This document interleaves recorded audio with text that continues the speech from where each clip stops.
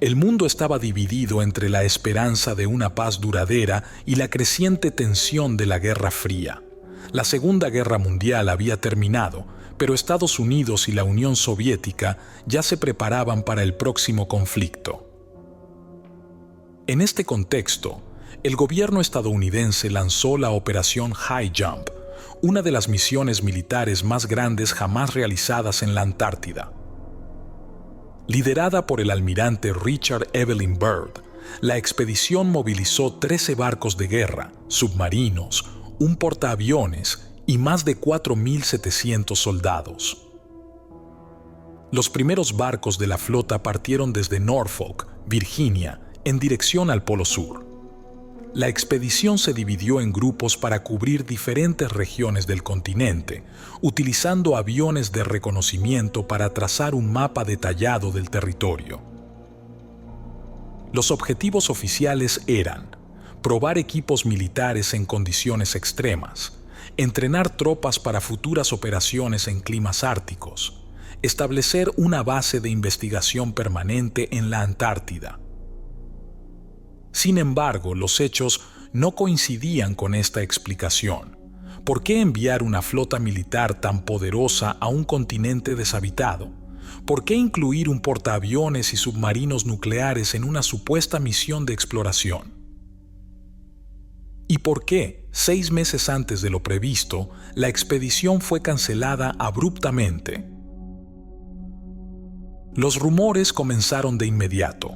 Algunos aseguraban que la verdadera misión era rastrear bases nazis en el Polo Sur, ya que existían informes de que oficiales del Tercer Reich habían escapado a la Antártida tras la caída de Berlín.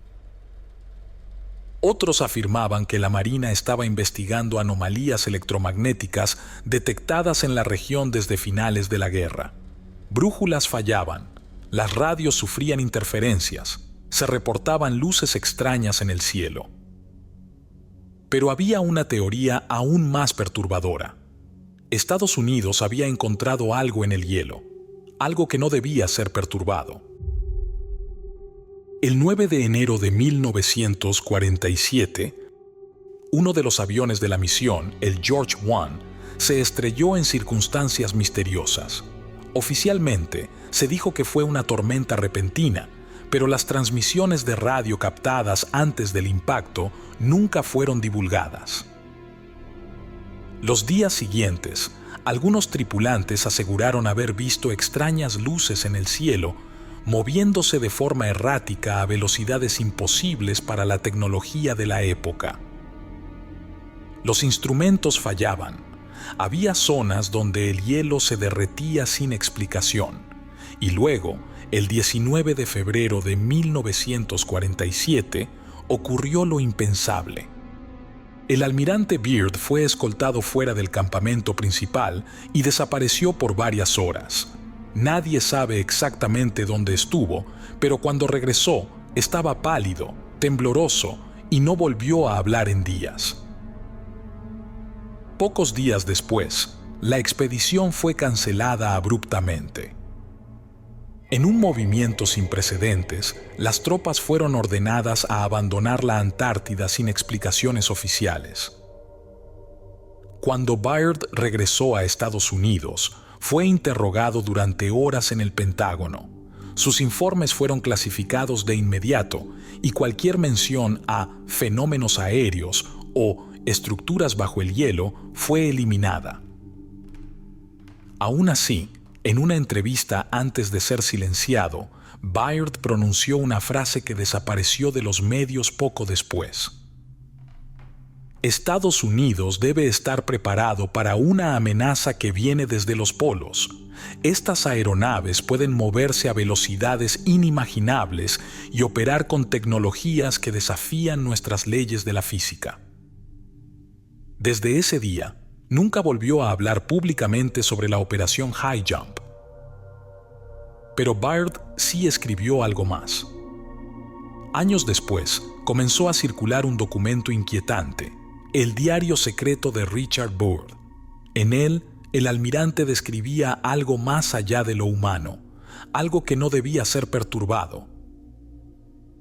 Nos observaron, Nos dejaron entrar, no porque fuéramos una amenaza, sino porque querían que supiéramos que siguen aquí. El hielo no durará para siempre. Cuando se rompa, ellos regresarán. A continuación, revelaré cómo sé esto y cuál era el contenido de este diario. Mi nombre no es importante. Lo que importa es lo que descubrí. Durante años trabajé como investigador independiente, hurgando en archivos militares desclasificados y documentos olvidados por la historia. Algunos me llamaban un teórico de la conspiración. Otros, un historiador obsesionado. Pero yo sabía que había piezas del pasado que no encajaban, que el mundo había enterrado verdades demasiado grandes para ser aceptadas, y entonces encontré el diario. No fue en una biblioteca secreta, ni en una venta clandestina de documentos robados. Lo encontré en un almacén militar abandonado en Virginia, un sitio que estaba siendo demolido tras décadas de olvido. Era un cuaderno de cuero desgastado, cubierto de polvo y manchado por el tiempo. En la portada, apenas visible, un nombre grabado a fuego: Ree Beard. Cuando pasé la primera página, supe que lo que tenía en mis manos no debía existir. La letra era apurada, a veces temblorosa, como si hubiera sido escrita por un hombre consumido por el miedo. Diario personal del almirante Richard A. Byrd, 26 de agosto de 1946. Este documento no debe ser leído por ojos no autorizados. Mi pulso se aceleró. Era real. Respiré hondo y pasé la página. El viento helado azotó mi rostro en cuanto puse un pie en la cubierta del USS Mount Olympus. A pesar de mis años de experiencia en exploración polar, la Antártida siempre lograba hacerme sentir diminuto. Alrededor de nosotros, la inmensidad del hielo se extendía hasta donde alcanzaba la vista. Aquel lugar no era para los débiles. Observé a mis hombres mientras se preparaban para desembarcar. Casi 5,000 almas, entre marinos, pilotos, soldados e ingenieros, enviados a este rincón del mundo bajo órdenes que oficialmente eran de exploración científica. Pero no era un científico lo que me preocupaba encontrar aquí. Desde el primer día, las cosas no salieron como esperábamos. Las brújulas fallaban constantemente. Lo atribuimos a interferencias magnéticas, pero ni siquiera los expertos sabían explicarlo. El clima era impredecible. Algunas zonas eran más cálidas de lo normal, algo imposible en un continente donde la temperatura debía permanecer estable. Y luego estaban las luces. La primera noche, mientras sobrevolábamos la zona en un PBI Catalina, mi copiloto gritó y señaló hacia el horizonte. Allí, flotando sobre el hielo, había 3 esferas luminosas. Permanecieron inmóviles por un instante y luego se movieron a una velocidad imposible, desapareciendo en segundos. ¿Aviones soviéticos?, murmuró alguien. No hay aviones en el mundo que puedan moverse así. Nos miramos en silencio. Nadie más habló del tema, pero todos lo vimos. A la mañana siguiente, establecimos el campamento principal. En mi mente traté de aferrarme a la lógica. Seguramente había una explicación racional para todo esto. Pero en el fondo, sentía que algo nos observaba, y pronto lo descubriríamos. El frío era absoluto. No importaba cuántas capas de ropa lleváramos, el viento parecía atravesarnos como agujas de hielo, pero eso no era lo peor. Algo en este lugar no estaba bien. Desde que llegamos, mis hombres han comenzado a comportarse de manera extraña. Algunos no pueden dormir, dicen que sienten presencias en la oscuridad. Las radios han empezado a captar sonidos extraños, como murmullos en una frecuencia desconocida. Las brújulas siguen sin funcionar y ahora hasta los relojes parecen perder la noción del tiempo. El Dr. Franklin, el médico de la expedición, Me dijo que era normal. El aislamiento y el clima extremo pueden afectar la mente humana, pero yo sé que esto no es psicológico. Esta mañana, un equipo de reconocimiento regresó del interior del continente. Debían cartografiar la zona y recoger muestras del terreno, pero lo que trajeron de vuelta fue algo completamente diferente. Señor, tiene que ver esto. Sobre la mesa de la carpa médica, envuelto en una manta, había un cadáver, pero no era de un humano, tampoco de ningún animal conocido. Era pequeño, no mayor que un niño de 10 años. Su piel era grisácea, casi translúcida. No tenía orejas, y sus ojos eran enormes, negros y sin párpados. El silencio en la tienda era sepulcral. ¿Dónde encontraron esto?, pregunté, con la voz tensa. El sargento Cooper tragó saliva. A 2 kilómetros al sur, señor. Estaba enterrado en el hielo, pero no era un fósil. Se me heló la sangre. ¿Qué quiere decir? Todavía estaba tibio. Desde que encontramos esa cosa en el hielo, todo ha ido de mal en peor. Las radios han dejado de funcionar por completo. El clima cambió de forma repentina, con vientos huracanados que azotan la base sin previo aviso. Varios hombres han comenzado a enfermarse sin razón aparente. Anoche desapareció un soldado. El sargento Wayne estaba de guardia en la torre de observación. A las 3 de la madrugada, un operador de radio lo vio de pie junto a la puerta, mirando fijamente hacia el hielo. No se movía, no reaccionaba a los llamados. Cuando salieron a buscarlo, ya no estaba. Solo encontraron sus botas y huellas en la nieve que se detenían abruptamente, como si algo lo hubiera levantado del suelo y se lo hubiera llevado. Los hombres están aterrados. Algunos quieren retirarse, pero yo sé que si intentamos huir sin saber qué está pasando, nunca lo lograremos. Hay algo aquí con nosotros, y nos está esperando. Hace 4 días que Wayne desapareció. 4 días sin radio, sin brújulas y sin respuestas. El clima sigue empeorando. No hay explicación para estos cambios repentinos.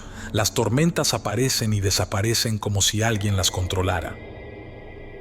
Pero lo peor ocurrió anoche. A las 2 a.m., uno de los vigías comenzó a gritar. Cuando llegué a la torre de observación, su rostro estaba completamente pálido. «Señor, hay luces en el hielo». Tomé los binoculares y miré hacia el horizonte.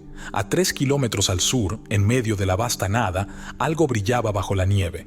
No era fuego, ni bengalas. Eran pulsaciones de luz, como una señal o un latido. Debajo del hielo había algo. No podíamos ignorarlo más. Ordené un equipo de reconocimiento para investigar la fuente de la luz. Fuimos 6 hombres, equipados con rifles, linternas y un trineo motorizado para el regreso. Después de varias horas de marcha en el frío extremo, llegamos al punto exacto. El suelo temblaba levemente bajo nuestros pies, como si algo enorme respirara bajo nosotros. La nieve se había derretido, dejando al descubierto una abertura en el hielo. No era natural, era un túnel de más de 10 metros de diámetro, descendiendo en una pendiente oscura y resbaladiza. Cooper, el geólogo del equipo, inspeccionó las paredes del túnel con su linterna. «Esto no fue hecho por la naturaleza», murmuró. «Alguien construyó esto». Las linternas parpadearon. Un viento helado subió desde la oscuridad, trayendo consigo un sonido imposible. Un murmullo, bajo y distorsionado, como si muchas voces hablaran al mismo tiempo en un idioma desconocido. Por primera vez en mi vida, sentí miedo de verdad. Regresamos ahora, pero entonces algo se movió dentro del túnel, algo grande. Regresamos al campamento al amanecer. Nadie habló en el camino. Sabíamos que habíamos encontrado algo que no debía ser descubierto. Intenté escribir un informe, pero no podía encontrar las palabras. ¿A quién le explicas que la Antártida no es lo que creíamos, que el hielo es solo una fachada para algo mucho más antiguo, que no estamos solos aquí? Desde que regresamos, los sueños han empeorado. Los hombres dicen que ven sombras en sus habitaciones, que escuchan pasos en la nieve cuando no hay nadie afuera. Yo también los he visto. Figuras altas y delgadas, de ojos negros y vacíos, paradas al borde del campamento en completo silencio. Esperando. Nos estamos desmoronando. Apenas han pasado 10 días desde que encontramos ese cadáver en el hielo y la base ya no es la misma. 5 hombres han desaparecido sin dejar rastro. Algunos afirman escuchar voces en la radio, aunque los equipos están apagados. La tormenta no se ha detenido en 72 horas. Intenté solicitar evacuación, pero los transmisores solo devuelven estática y un zumbido bajo que no parece ser natural. El sargento Cooper asegura haber visto sombras moviéndose entre las dunas de hielo. Figuras altas, delgadas, que no dejan huellas. No le creí, hasta que yo mismo las vi anoche. Eran 3, siluetas distorsionadas en el horizonte, inmóviles, como si estuvieran observándonos. Cuando parpadeé, ya no estaban. Hoy, el equipo de exploración regresó con noticias alarmantes. A 10 kilómetros al sur del campamento, encontraron una grieta en el hielo de casi 300 metros de ancho. No parecía natural. Era demasiado perfecta, como si algo la hubiera perforado desde abajo. Decidí encabezar una expedición para investigarla. 6 hombres y yo partimos al amanecer. Al llegar a la grieta, el aire era extrañamente cálido. En un continente donde la temperatura rara vez supera los menos 40 grados centígrados, aquí hacía casi 10 grados centígrados. Descendimos con cuerdas. El hielo estaba pulido como si hubiera sido tallado. A los 50 metros de profundidad encontramos algo imposible, un túnel. No era natural. Las paredes estaban grabadas con símbolos extraños, relieves de criaturas que nunca habían pisado esta tierra. El soldado Jennings, que sabía algo de arqueología, murmuró: Esto no es humano. Seguí adelante, iluminando el pasillo con mi linterna. Sentía que algo nos esperaba. Y entonces llegamos a la cámara central. Era una sala enorme, perfectamente esférica. En el centro, sobre un pedestal de piedra, había un artefacto extraño. Una esfera negra, flotando en el aire sin ningún soporte visible. Cuando me acerqué, comenzó a vibrar. Jennings gritó. Las paredes de la caverna se iluminaron con símbolos luminosos, como si hubieran despertado. Un sonido bajo, gutural, retumbó a nuestro alrededor. Y entonces, una voz habló dentro de nuestras cabezas. No era inglés, no era ningún idioma humano, pero lo entendimos. ¿Por qué han despertado a los durmientes? El pánico nos invadió. Jennings tropezó y cayó hacia atrás. La esfera se agitó violentamente. El eco de la voz resonó de nuevo. Su especie no está lista. Y entonces el suelo tembló. La grieta comenzó a cerrarse sobre nosotros. Corrimos como nunca antes en nuestras vidas. La última imagen que vi antes de escapar fue una silueta alta y delgada emergiendo de la oscuridad. No corría, no caminaba, flotaba.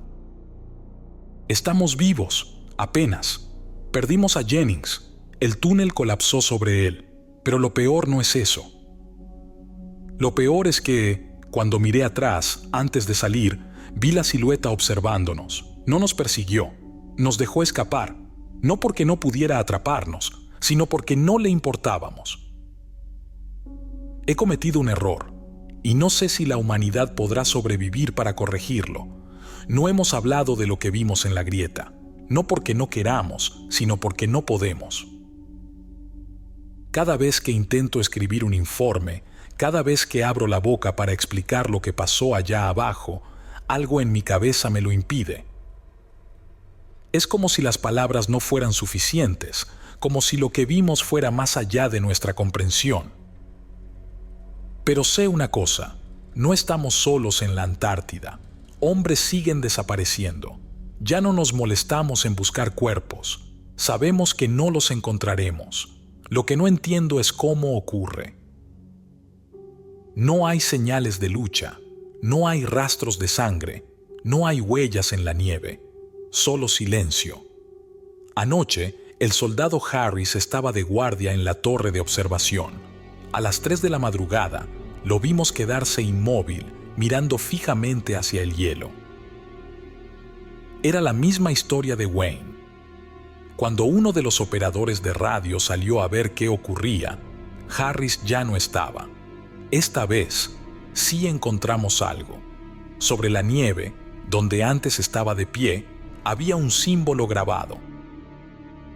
Un círculo perfecto, con líneas en espiral que se extendían hacia los bordes, como una huella, pero no humana.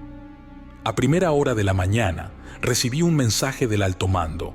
Cancele la misión, evacúe la Antártida de inmediato, orden de alto secreto. Fue todo, sin explicación. Era obvio que alguien arriba en la cadena de mando ya sabía lo que estaba pasando. Pero, ¿por qué no nos advirtieron antes? ¿Por qué nos dejaron llegar tan lejos, antes de decidir que teníamos que irnos? La evacuación comenzó al amanecer. Embarcamos hombres y suministros en los barcos, destruyendo todo lo que pudiera dejar evidencia de nuestra presencia. Los aviones despegaron primero, pero no todos llegaron a la flota. 2 de ellos desaparecieron en el aire. No hubo explosiones, no hubo señales de emergencia, simplemente dejaron de existir. Los pilotos del USS Philippine Sea reportaron haber visto algo moviéndose entre las nubes, algo que no podía ser un avión. Los registros de vuelo fueron borrados de inmediato. No dormí. Sentado en mi carpa, con la radio en mi regazo, intenté contactar con la flota. Solo recibí estática. Pero, en medio del ruido, por una fracción de segundo, escuché algo. Una voz, no en inglés, no en ruso, no en ningún idioma humano. Era un susurro, un eco en la radio que no necesitaba palabras para ser entendido. Sabemos que nos viste, sabemos que intentaste huir, nos volveremos a ver. Apagué la radio y salí de la carpa. El cielo estaba lleno de luces. Y supe en ese instante que nunca realmente nos dejaron ir. Dejamos la Antártida atrás, pero no siento alivio. Desde la cubierta del USS Mount Olympus, observo el océano gris extenderse hasta el horizonte. No se siente como una victoria. El informe oficial dirá que la misión fue un éxito parcial, que las condiciones extremas obligaron a la retirada, pero yo sé la verdad. Nos retiramos porque nos lo ordenaron, o mejor dicho, porque nos lo permitieron. El sargento Cooper se quitó la vida ayer. Lo encontraron en su camarote, la piel pálida, los ojos abiertos, los labios sellados por una mueca de terror. En la pared, con su propia sangre, escribió una palabra que nadie entendió. Pero yo sí. Era el mismo símbolo que vimos en la grieta. Era un nombre. Su nombre. El USS Mount Olympus atracó en Virginia sin ceremonia. No hubo reporteros, no hubo desfile, solo agentes del gobierno esperándonos en el muelle. Un hombre de traje oscuro me entregó un sobre cerrado. Por orden presidencial, queda bajo investigación de seguridad nacional. Me subieron a un auto negro. No me dijeron a dónde me llevaban. No pregunté, ya lo sabía. La habitación estaba oscura. El aire sabía a tabaco y miedo. 5 hombres al otro lado de la mesa. Sus rostros eran sombras. Uno de ellos habló. Queremos que nos diga exactamente qué ocurrió en la Antártida. Respiré hondo. Pensé en mentir, pero sabía que ya sabían la verdad. Vimos algo en el hielo, algo que no debería estar allí. Silencio. Luego, otro de los hombres sacó una carpeta y la deslizó hacia mí. ¿Reconoce esto? Abrí la carpeta. Mis pulmones se vaciaron de golpe. Eran fotografías de la grieta, fotografías de la esfera flotante, fotografías de las sombras observándonos, imágenes que yo nunca tomé. Nosotros también lo hemos visto, almirante, dijo el hombre del centro, apagando su cigarro. Y queremos que nos diga si le dijeron algo. Le dijeron, no lo que vio, no lo que encontró, sino lo que le dijeron. Ellos sabían que algo nos habló, sabían que no éramos los primeros en encontrarlo. Pero ¿por qué me preguntaban a mí si ya tenían las respuestas? A menos que ellos hubieran dicho algo nuevo, algo que el gobierno no esperaba. Firmé los documentos, acepté mentir. No hubo anomalías, no hubo contacto. La operación High Jump fue cancelada por condiciones climáticas adversas. Me dieron una condecoración y una licencia indefinida. Me enviaron de regreso a casa, con una sonrisa y un apretón de manos. Pero yo sé lo que significa. Nunca más volveré a volar. Nunca más hablaré en público, porque ya no soy un explorador. Ahora soy un prisionero con una casa bonita y un jardín perfectamente cuidado. Pero no importa lo que hagan, no importa cuánto intenten borrar lo que vimos. Ellos siguen ahí, nos vigilan, y cuando el hielo finalmente se rompa, volverán. Estoy atado por el gobierno y la seguridad nacional, pero debo dejar constancia de lo que sé. No estamos solos. Esta civilización es mucho más antigua que la nuestra. Nos superan en conocimiento y poder. No les tememos porque son hostiles, sino porque su existencia misma desafía todo lo que creemos saber sobre el mundo. Nos permitieron verlos, nos dejaron entrar, no porque nos consideren una amenaza, sino porque saben que nunca podremos hacerles daño. El hielo no durará para siempre. Cuando se rompa, ellos regresarán. El doctor Ethan Caldwell temblaba de frío y miedo mientras revisaba los datos en la pantalla. El satélite térmico había detectado un fenómeno imposible. Zona de actividad sísmica detectada en el sector 42 grados sureste, 89 grados este. Temperatura superficial, 28 grados Celsius. Estado del glaciar, inestable. El hielo estaba derritiéndose, pero no de manera natural. Algo estaba calentándolo desde dentro. Ethan miró a su compañera, la doctora Helena Voss. Su rostro estaba pálido. «Esto no es geotermia», murmuró. «Entonces, ¿qué es?» Helena tragó saliva. «Es una señal. A las 3:17 a.m., el equipo de la base Amundsen Scott perdió contacto con el mundo. El último mensaje enviado por el operador de radio fue un audio lleno de estática, pero entre el ruido blanco, una voz quedó registrada. Era una voz humana, antigua, temblorosa, reconocible. Era Richard Evelyn Bard. «Si pueden oírme, corran. Los sellos están rotos. Han despertado». Y luego el silencio absoluto. Cuando un equipo de rescate llegó días después, la base estaba vacía. No había cuerpos, no había signos de lucha, solo una brecha en el hielo. Y al fondo, algo que se movía. Algo que nos estaba mirando.